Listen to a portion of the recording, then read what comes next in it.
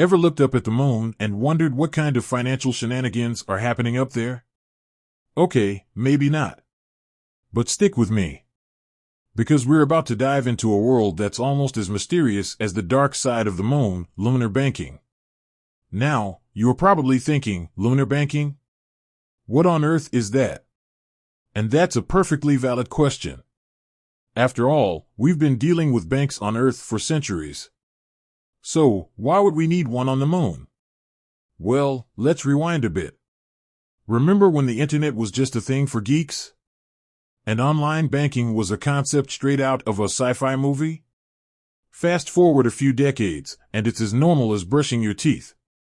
So, it's not that far-fetched to imagine a future where banking isn't just terrestrial but also celestial. But let's get real. We're not talking about moon-based ATMs or lunar loan sharks. Lunar banking is more about the data we generate, the economy it drives, and how it's reshaping traditional finance. Think about it. Every time you like a post, watch a video, or buy something online, you're generating data. Tons of it. And that data is incredibly valuable. It's the fuel for the digital economy. Now, imagine scaling that up to a global level. That's the kind of data volume we're talking about when we discuss the potential of lunar data centers. With less gravity, advanced cooling systems, and a stable environment, the moon could become the ultimate data storage hub. And that's where lunar banking comes in. It's about managing the digital assets and financial transactions linked to this lunar data economy. But it's not just about storage. We're talking about new financial instruments, innovative payment systems, and potentially even new currencies. It's a whole new frontier for finance.